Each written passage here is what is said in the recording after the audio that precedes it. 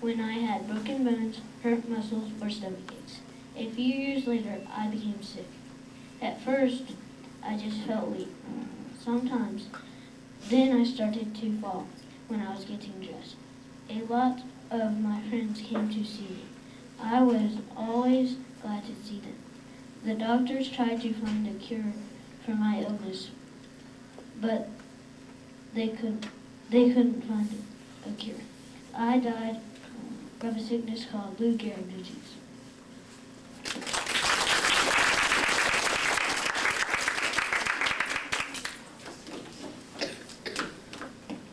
Hi, I am Thomas Jefferson. I was born on April 13, 1743 in the colony of Virginia. I had two older sisters named Jane and Mary. I grew up in a simple four-bedroom house in the Virginia colony, in the area called Piedmont. It was just east of the Blue Ridge Mountains. The most important crop in Virginia was tobacco. I went to Williams and Mary College when I was only 17. I studied law with a man named George Wythe.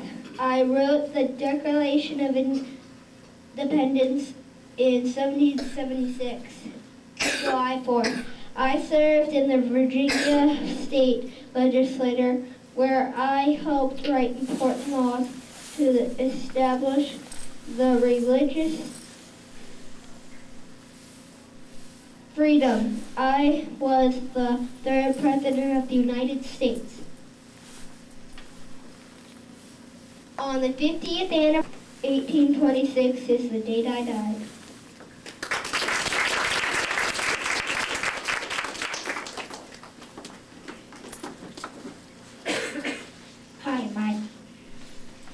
Hi, my name is Michael Jordan. I played for the Chicago Bulls. I was born on February 17, 1963 in Brooklyn, New York, and grew up on Wilmington, North Carolina. I was an exciting basketball player. I smile and jump pretty high. I had two sisters. Their names are Delores and Rosalind, and two brothers, Larry and James.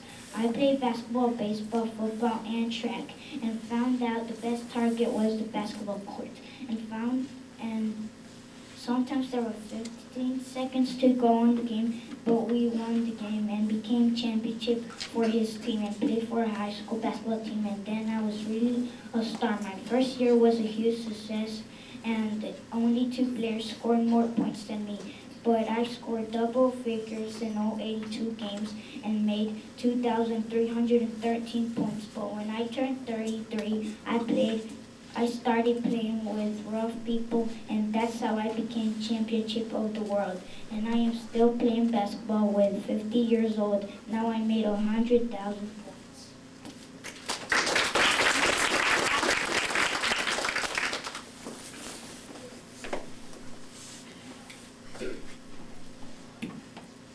Hi, I'm Martin Luther King Jr. I was one of America's great leaders. I was a powerful speaker, and I spoke out against laws which kept black people out of many schools and jobs. I led protests and marches demanding fair laws for all people. I was born on January 15, 1929 in Atlanta, Georgia. My father was a pastor, and my mother had been a teacher. When I was young, I liked to play baseball, football, and basketball. I also liked to ride my bicycle and liked to sing at my father's church. In Atlanta, where I lived, there were signs that said white only. Black people were not allowed in some parks, schools, hotels, restaurants, and even schools. I learned to read before I was old enough to start school. I liked to read books about black leaders. I was a good student. They decided to stop riding the buses. This became known as the Montgomery Bus Boycott. I was the leader of this boycott. Because of my involvement, I received many hate letters and angry phone calls. People threatened to murder me and my family. One night, someone threw a bomb into my house when I was not home. A crowd of angry black people gathered at my house. I told them, we must love our white brothers. We must meet hate with love. Black ministers from all over the South formed a group called the Southern Christian Leadership Conference, or the SCLC. I was elected its president.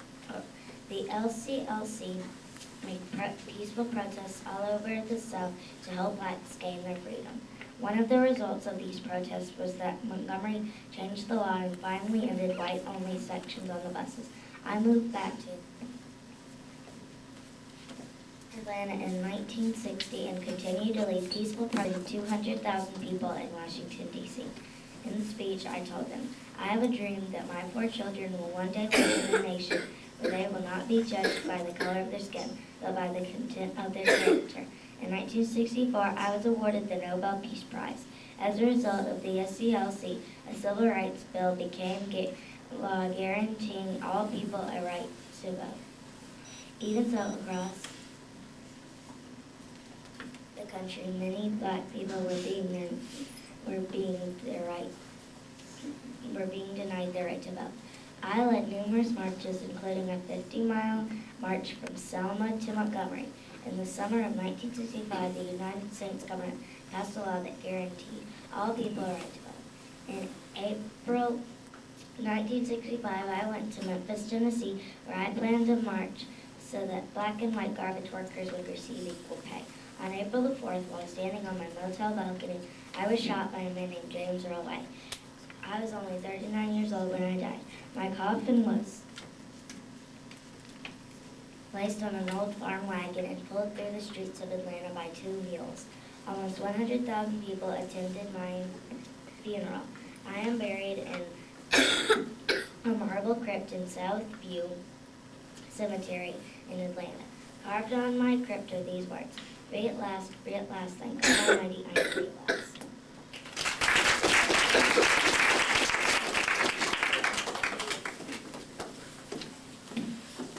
Hi, my name is George Herman Ruth, but you can just call me Babe Ruth. I am one of the greatest baseball players in the world. I was born on February 6, 1895. When I was a kid, I did not go to school. I either stayed at home or went to the salon. My parents were poor and worked there. There was a fight and somebody called the police and said that I was there all day. The police made me go to a school where you did not see your parents for a month. Then they made me never see my parents again. I got homesick, but I got used to it. There I got to play baseball on a team. When I was 9 and a half, a high school coach taught me to hit home runs and pitch like I've never pitched. When I was 10, I fixed collars for shirts. I liked that job. When I was 16, I was 6 feet tall. I am heavy, but I